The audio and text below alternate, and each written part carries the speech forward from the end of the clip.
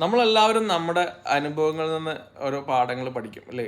ചിലവർ അനുഭവങ്ങളിൽ നിന്ന് പഠിക്കും, ചിലവർ മറ്റുള്ളവർ ഷെയർ ചെയ്യുന്നവർ അനുഭവങ്ങളിൽ നിന്ന് കേട്ട് അതൊന്ന് പഠിക്കും.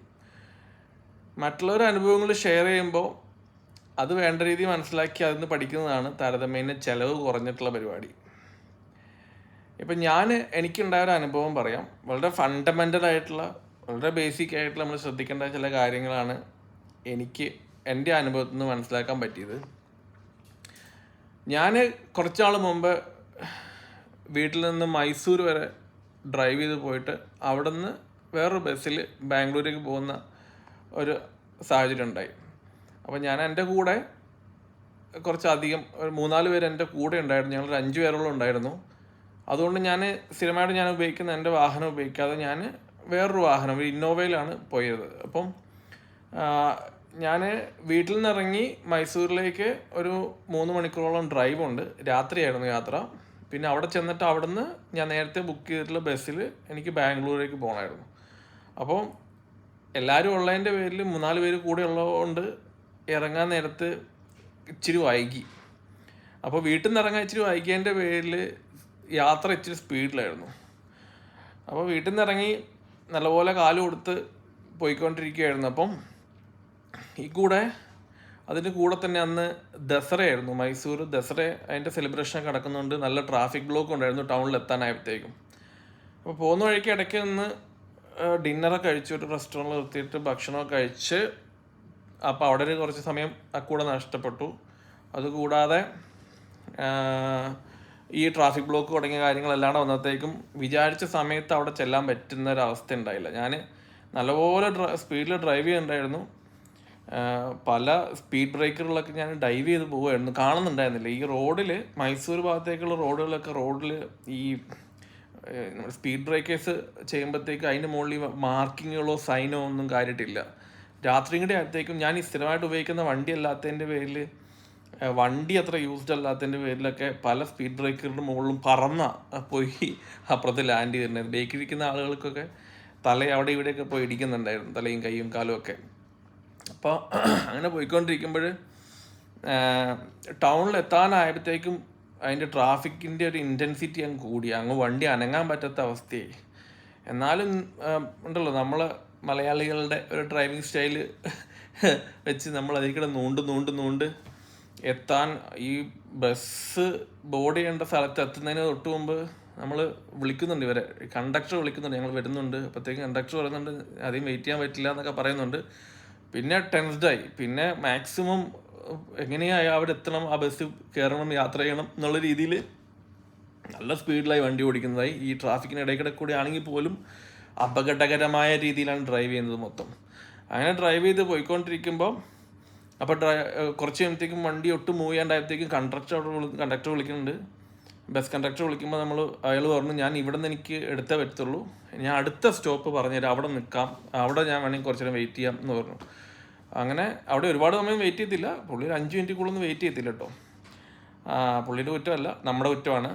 അപ്പം പിന്നെ അപ്പോൾ ഈ ബസ് ബോർഡ് ചെയ്യേണ്ട ബസ് സ്റ്റാൻഡ് കഴിഞ്ഞ് വീണ്ടും ഫർദർ അങ്ങോട്ട് പോകേണ്ട അവസ്ഥ വന്നു. അങ്ങനെ പോയിക്കൊണ്ടിരിക്കുകയാണ്. ബസ് സ്റ്റാൻഡ് കഴിഞ്ഞു ഞങ്ങൾ വീണ്ടും അടുത്ത ബസ് സ്റ്റോപ്പിലേക്ക് ഇങ്ങനെ പോയിക്കൊണ്ടിരിക്കുമ്പോൾ പെട്ടെന്ന് ഉണ്ടല്ലോ നല്ല ലൈറ്റായി. ദസറയാണ്ട് റോഡിൽ മൊത്തം നല്ല ലൈറ്റായിരുന്നു. ലൈറ്റ് നല്ലപോലെ അടിക്കുന്നതുകൊണ്ട് ഈ ഗ്ലാസ്സിൽ ഗ്ലെയർ അടിക്കുന്നുണ്ടായിരുന്നു. ഇതിപ്പം ഈ വണ്ടി എന്ന് പറഞ്ഞിട്ടുണ്ടെങ്കിൽ, ഞാൻ ഉപയോഗിക്കുന്ന വണ്ടി എന്ന് വെച്ചിട്ടുണ്ടെങ്കിൽ അങ്ങനെ ഒരു റെഗുലർ പർപ്പസിന് ഉപയോഗിക്കുന്ന ഒരു വണ്ടിയല്ല. വണ്ടി ഉണ്ടല്ലോ ഡെയിലി മാത്രം ഉപയോഗിക്കുന്ന, കുറച്ച് ചെറിയ ഷോർട്ട് ഡിസ്റ്റൻസ് മാത്രം ഓടുന്ന, ബേസിക് ആയിട്ടുള്ള കാര്യങ്ങൾക്ക് വേണ്ടി ഉപയോഗിക്കുന്ന ഒരു വണ്ടിയായിരുന്നു. വണ്ടി രാത്രി ഒന്നും അങ്ങനെ ഡ്രൈവ് ചെയ്യാൻ പാകത്തിന് ഉപയോഗിക്കുന്ന വണ്ടി ആയിരുന്നില്ല. അപ്പോൾ ഈ ഗ്ലാസിൻ്റെ മുകളിലൊക്കെ ഈ ഗ്ലെയർ അടിക്കുന്നുണ്ട്, ഈ ഓയിലൊക്കെ വന്ന് വീണറിയാലോ. രാത്രി നമ്മൾ വണ്ടി ഓടിക്കുമ്പോൾ എപ്പോഴും ഫേസ് ചെയ്യുന്ന പ്രോബ്ലം. അപ്പം കൂടുതൽ ലൈറ്റ് മുമ്പ് നടിക്കുന്നതോറും ഇതിൻ്റെ കൂടുതൽ നമുക്ക് കാഴ്ച കിട്ടാത്തൊരവസ്ഥ വരും. അപ്പോൾ ആ കൂടെ തന്നെ പെട്ടെന്ന് ഗ്ലാസ്സിലേക്ക് കുറച്ച് വെള്ളം ഇങ്ങനെ വീണു, മഴ തുള്ളികൾ ഇങ്ങനെ വീണു. അപ്പം മഴത്തുള്ളികൾ വന്നപ്പോഴത്തേക്കും പെട്ടെന്ന് വിൻഷീൽഡ് വാഷർ അങ്ങ് ഓണാക്കിയപ്പോഴത്തേക്കും വെള്ളം കൂടെ അങ്ങ് വീണ് വൈപ്പർ ഒന്നിങ്ങനെ ഒന്ന് ലെഫ്റ്റിലേക്ക് ഇങ്ങനെ പോയി പോയി കഴിഞ്ഞപ്പോഴേ എനിക്ക് മനസ്സിലായി പണി കിട്ടിയെന്ന്. കാരണം പിന്നീട് എനിക്ക് മുമ്പോട്ടൊന്നും കാണാൻ പറ്റുന്നില്ല, കംപ്ലീറ്റ്ലി ഞാൻ ബ്ലൈൻഡായി. ഇങ്ങനെ ലെഫ്റ്റിലേക്ക് വൈപ്പർ ഒന്ന് പോയി വലത്തോട്ട് തിരിയലും പെട്ടെന്ന് വണ്ടി എവിടെയോ പോയി ഇടിക്കുന്ന ഒരു ഫീൽ എനിക്ക് കിട്ടി. ഫീൽ കിട്ടിയതല്ല, വണ്ടി ഇടിച്ച് ബൈക്കിലുള്ള ആൾക്കാരൊക്കെ മുമ്പിലെത്തി. നല്ലപോലെ എല്ലാവരും വണ്ടീൻ്റെ ഉള്ളിൽ കിടന്നൊന്ന് കുലുങ്ങി. വണ്ടിയെ ബാക്കൊന്ന് പൊങ്ങി തിരിച്ച് താഴെ വന്ന് വീണു. ഫ്രണ്ട് എനിക്ക് മനസ്സിലായി എവിടെയോ കാര്യമായിട്ട് ഇടിച്ചു എന്ന്. വണ്ടി സഡനായിട്ട് നിൽക്കുമായിരുന്നു. പെട്ടെന്ന് ഞാൻ പുറത്തിറങ്ങി നോക്കുമ്പോൾ ആൾക്കാരൊക്കെ പെട്ടെന്ന് കൂടി നോക്കുമ്പം ഒരു ഡിവൈഡർ, ഈ ദസറേൻ്റെ ഒരു ട്രാഫിക്കൊക്കെ കൺട്രോൾ ചെയ്യാൻ വേണ്ടി അവർ ഒരു ടെമ്പററി ആയിട്ട് കോൺക്രീറ്റ് ബാരിയേഴ്സ് അവിടുത്തെ ട്രാഫിക് പോലീസ് കൊണ്ടുവച്ചിട്ടുണ്ടായിരുന്നു. അതുകൊണ്ട് ഈ സൈനൊന്നും ഉണ്ടായിരുന്നില്ല. സൈൻ ഉണ്ടെങ്കിൽ പോലും ഞാൻ കാണുമെന്ന് എനിക്ക് ഉറപ്പില്ല. കാരണം എൻ്റെ വിൻഷീൽഡ് മുമ്പോട്ടൊന്നും കാണാൻ പറ്റാത്ത അവസ്ഥയായിപ്പോയായിരുന്നു. ആ ഒരു സെക്കൻഡാണ് കേട്ടോ. ഞാൻ അതുവരെ ക്ലിയർ ആയിട്ട് പോയിക്കൊണ്ടിരിക്കുമ്പോൾ പെട്ടെന്ന് ഒരു വൈപ്പർ ഒന്ന് ഓണായി തിരിച്ചു വന്നപ്പോഴത്തേക്കും ആ ഒരു സെക്കൻഡ് സമയം കൊണ്ട് ആ ഒരു സമയത്ത് ഈ സാധനം കോൺക്രീറ്റിൽ പോയി ഇടിക്കുമായിരുന്നു. വണ്ടി നോക്കുമ്പോഴത്തേക്ക് പുറത്തിറങ്ങിയത്തേക്ക് വണ്ടീൻ്റെ റൈറ്റ് സൈഡിൽ ടയറും ബമ്പർ ഇടിച്ച് തകർന്നിട്ടുണ്ട്, ടയർ ഇടിച്ചിട്ടുണ്ട്, പൊട്ടിയിട്ടുണ്ട്, ഡിസ്ക് പൊട്ടിയിട്ടുണ്ട്. നല്ല ഇമ്പാക്റ്റ് ആയിരുന്നു. അപ്പോൾ പുറത്തിറങ്ങിയപ്പോഴത്തേക്ക് ആളുകളൊക്കെ നല്ലപോലെ കൂടി. ആൾക്കാരൊക്കെ പറഞ്ഞു നിങ്ങൾ ഈ വണ്ടി ഇവിടുന്ന് മാറ്റരുത്, പോലീസുകാർ വരട്ടെ. കാരണം ഈ പോലീസുകാർ ഇതിപ്പോൾ എൻ്റെ വണ്ടി ആക്സിഡൻ്റ് ആയതിന് മുമ്പ് ഒരു 10ഓളം വണ്ടി ഇതിന് മുമ്പ് ഈ സെയിം ലൊക്കേഷനിൽ ആക്സിഡൻ്റ് ആയിരുന്നു. കാരണം ഇവരിത് ഒരു ശാസ്ത്രീയത ഇല്ലാതെ കണ്ട് പെട്ടെന്ന് കൊണ്ട് ഈ കോൺക്രീറ്റ് ബ്ലോക്ക് വെച്ചതിൻ്റെ പേരിൽ ആളുകൾ വന്ന് ഇതിൻ്റെ മുകളിൽ ഇടിയാം. ഹൈറ്റും കുറവായിരുന്നു, അങ്ങനെ പെട്ടെന്ന് നോട്ടം കിട്ടത്തില്ല ഈ കോൺക്രീറ്റ് ഡിവൈഡറിന്. ടെമ്പററി ആയിട്ട് കൊണ്ടുവച്ചതായതുകൊണ്ട് അറിയത്തുമില്ല. ഇത് ഫ്രീക്വൻ്റ് ആയിട്ടില്ല, ഒരെണ്ണം കൊണ്ട് വെക്കുന്നു പിന്നെ കുറേ കഴിഞ്ഞിട്ട് വേറൊന്നും അങ്ങനെ വെക്കുന്നത്. അതുകൊണ്ട് ആൾക്കാർ ഒട്ടും ചിന്തിക്കത്തില്ല ഇങ്ങനെ ഒരു കോൺക്രീറ്റ് ഡിവൈഡർ അവിടെ ഉണ്ടാകും എന്നുള്ള രീതിയിൽ. എൻ്റെ പ്രശ്നം വേറെ ആയിരുന്നു, എനിക്ക് കാഴ്ച തീരെ കിട്ടിയില്ല. കാഴ്ച ഉണ്ടായിരുന്നെങ്കിൽ എനിക്ക് മുമ്പോട്ട് കാണാൻ പറ്റുമായിരുന്നെങ്കിൽ ഇതിലിടിക്കുമായിരുന്നു എന്നൊക്കെ ചോദിച്ചാൽ എനിക്കറിയത്തില്ല. എന്നാലും പെട്ടെന്ന് ആളുകളൊക്കെ ഈ പറഞ്ഞ പോലെ പോലീസിന് ഈ ട്രാഫിക്കിനെതിരെയൊക്കെ സംസാരിച്ചു തുടങ്ങി. അപ്പം ഞാൻ എൻ്റെ കൂടെ ഉണ്ടായിരുന്ന ആളുകളോട് എൻ്റെ വണ്ടി എടുത്തുകൊണ്ട് വണ്ടി തിരിച്ചു നാട്ടിലേക്ക് കൊണ്ടുപോയിക്കോളൂ, ഉണ്ടല്ലോ ഈ റെസ്ക്യൂ ട്രക്ക് ഉണ്ടല്ലോ, അതിലെല്ലാം കയറ്റി നാട്ടിൽ കൊണ്ടുവന്നതിനെ കുറിച്ച് ചെയ്തോളാൻ പറഞ്ഞിട്ട് ഞാൻ അവിടെ നിന്നൊരു മലയാളി പയ്യൻ ഉണ്ടായിരുന്നു കേട്ടോ, ഇപ്പോൾ ഓർക്കുന്നുണ്ടവൻ. ആ പുള്ളി പറഞ്ഞു വാന്ന് പറഞ്ഞ് ലഗേജ് എല്ലാം പുള്ളീന് വേണ്ടി കയറ്റി ഞങ്ങൾ അടുത്ത ബസ് സ്റ്റോപ്പിലേക്ക് ചെന്നു. അപ്പോഴത്തേക്ക് ആ ബസ് പോയിട്ടുണ്ടായിരുന്നു.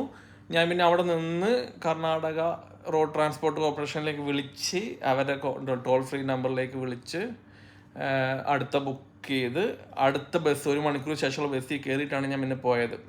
കുറച്ച് അഡ്വാൻസ്ഡ് ആയിട്ടായിരുന്നു ഞാൻ ബസ് ബുക്ക് ചെയ്തിരുന്നത്. അതുകൊണ്ട് എനിക്ക് അടുത്ത ബസ്സിൽ കയറി പോയാലും എനിക്ക് സമയത്ത് ബാംഗ്ലൂർ എത്താൻ പറ്റുമായിരുന്നു കേട്ടോ.